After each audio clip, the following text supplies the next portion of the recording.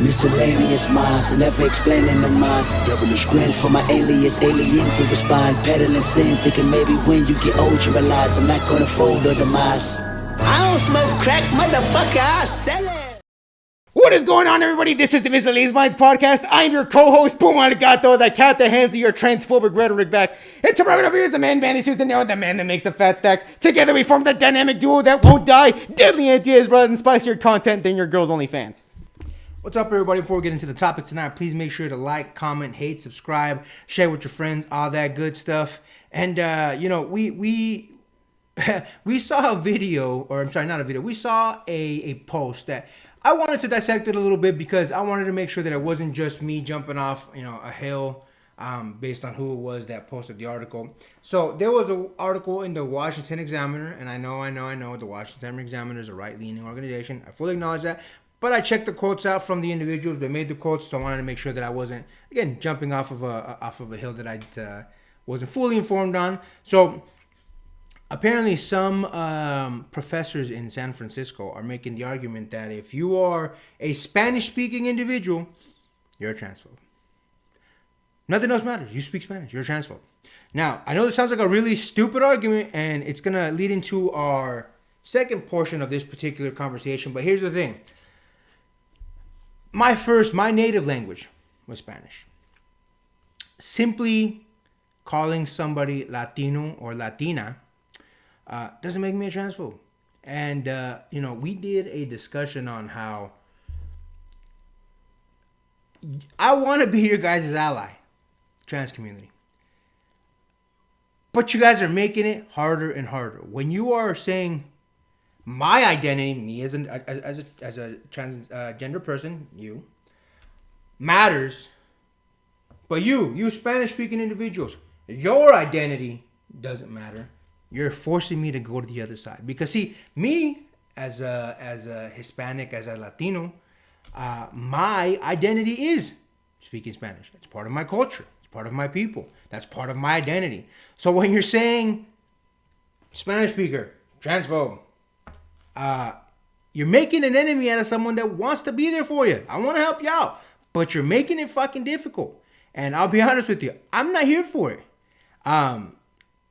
You guys are pushing me to the right, and I don't want to be on the right. Don't get me wrong, I'm not fucking far left either, but you guys are pushing me to the right. What do you think about that, my man?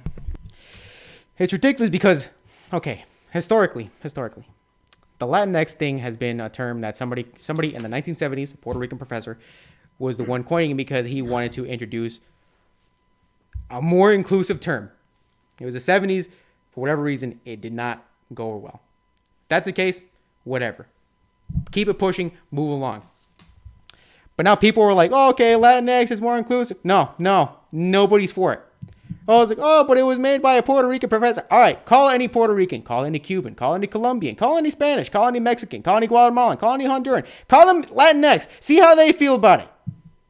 And if you want to say, it's a more inclusive term, whatever. We already have a couple of those. We already have a couple of more inclusive language like that.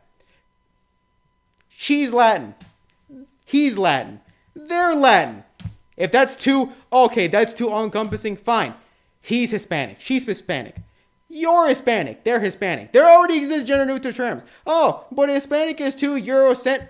Shut up. At that point, you're just looking to be a snowflake. And I hate to be that kind of person that says very right-leaning generics like that, but you're trying to make yourselves more special. I thought you were trying to be like everybody else. But no, you're just wanting to be somebody special. And let's be honest, that's pushing more people to be like, okay, dude, you're not that special. It's fine. If you want to be like everybody else, be included. You already are included. But you're pushing this too much on ourselves. That's why we think this kind of rhetoric is stupid. I'm going to pass it off to you. Listen, I'll be honest with you. This argument, I know that you said that the term Latinx was coined by a Puerto Rican professor back in the 1970s. But I'll be honest with you, the only people that I see advocate for this shit are white liberals. And listen, this isn't your arena. What my people, what our people, what other Latins call each other, it's none of your fucking business. This whole argument or this whole debate on what we should call ourselves or how we should refer to our culture, our people, our brothers. I'm not gonna lie, me personally, it's the biggest piece of dog shit that I have ever heard. I'm not for it. It's bullshit. Listen, I'm not gonna go around and say to my other Latinos, how you doing, my fellow Latinx? How you doing, my fellow Latinx? I'm not here for it. Get that bullshit out of my face. Don't ever fucking call me that shit again. It's such a ridiculous. I don't know. Anytime somebody uses that word, it pisses me off. It's listen. I have not met one. Latino, Latina that said, I accept the term. It's a term that I'm gonna use. I'm gonna refer to all our people that way. I've not met one. In fact, go on Instagram, go on TikTok, go on Facebook, go on Twitter, go on any of these motherfuckers. You will see the Latino/Latina community has resoundingly said, we do not accept this term. We don't want it. It's not ours. We don't identify that way. They say, If you don't get that bullshit out of my face, bitch. listen, we don't want it. Stop trying to force it on us. And again, it's white liberals. Why do you guys think that the white savior complex is very, very real? Why do you guys think that you guys need to come in and say, oh, the way you guys have been doing it for the past hundreds of years? Nah, wrong. This is our way. Follow our way of doing it. Here's the term. Use it. Nah. Listen, transgender community. Again, you guys are pushing people that are trying to be your allies. I don't have anything against the transgender lifestyle. If you were born a biological male, you want to identify as a female, okay, yes ma'am. He, her, or she, he, whatever. I will call you whatever you want me to call you. Just don't try to force things that are of my identity to be put away because of your identity. See, because now you're forcing me to take a side, and it's not the side that I want to take. So let this type of shit go. Now, I understand that it might not even necessarily be the transgender community. It might be their supporters, such as the white liberals. Transgender community, it is up to you to corral these people. It is up to you to police these people. You should be saying, no, you know what? Their language is part of their identity. Stop it, white liberals. Anything you want to add to that, my man?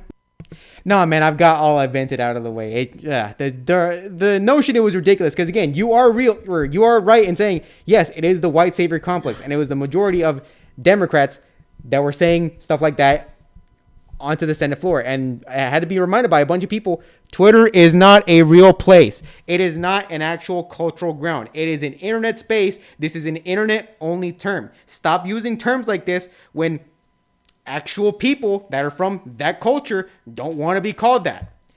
And it is, in all instances, just fucking ridiculous. With that being said, like I said at the beginning of the video, like, comment, hate, subscribe, share with your friends, all that good stuff. And with that being said, until next time, get rest and stay blessed. We'll see you on the next one.